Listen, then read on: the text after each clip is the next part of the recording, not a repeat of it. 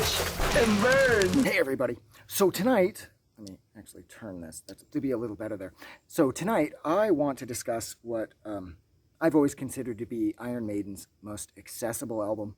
This is the record that got me into Maiden. Now that being said, I'm not super into Maiden, but as far as this is concerned, Killers is concerned, Peace of Mind, and Live After Death, that's right, another fucking mosquito. God damn it. His plunger was going in deep, too. But anyways, yeah, I'm here tonight to talk about Powerslave. This is the first record from Maiden that I got into back in high school. I was told from everybody who had been a long-standing fan of Maiden that the most accessible and easiest record to sort of find your way into the world of the mighty Iron Maiden through would be Powerslave. And yeah, I mean, this is the first Iron Maiden record I heard, so this is still my favorite Iron Maiden record. But I don't know. I mean, it's got Aces Highs on here. You have 2 Minutes to Midnight is on. I mean, Aces High and 2 Minutes to Midnight are on this record. So, I mean, this is a incredibly important, like, fucking earth-shatteringly important record from Iron Maiden. Yeah, you got The Duelists is on here. Rime of the Ancient Mariner is on here. I mean, and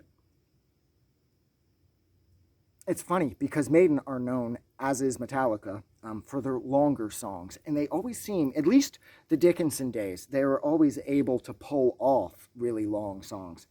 And, of course, this record is certainly no exception. Once you get the singles out of the way, by that I mean like Aces High and 2 Minutes to Midnight, the songs can get a little more expansive. And they have a little more freedom to sort of show how they can make a song long and complex and fun and catchy. Because at this point, when I'd gotten into Maiden around 96 or 97, everybody was. Because it was like the punkest thing you could do was listen to Iron Maiden. I'd known about them my whole life. I remember, like, in Bill and Ted, when they, like, put them in the Iron Maiden, they're like, Iron Maiden, excellent, you know, and it's like, whoa, you know, this band, they're fucking badass. It's like this old medieval torture thing. Yo, and just for the record, an Iron Maiden is not something you ever want to find yourself in. As I understand it, it pokes like a trillion tiny little holes in you in the front and back, and you're forced to stand because you're being sustained, like you're being stabilized by the tiny little pokes of the spikes, and there's fucking thousands of them, and you slowly bleed out. Because people back then, they had a gift for torture.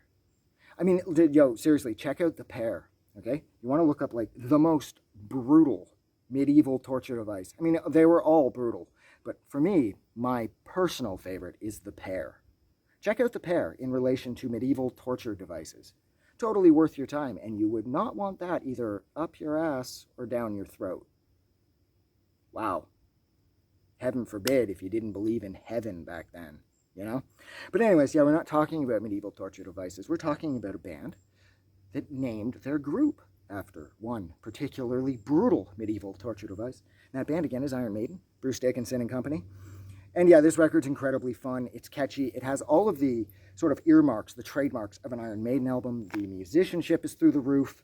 That sort of patented guitar swing and groove, especially that's on full display on Aces High on this record. I mean, that is some of the catchiest guitar work I've ever heard in my life. And, I mean, everything, like I said, it's here. I mean, it's Iron Maiden are the Rush of, like, heavy metal. You know? They totally are.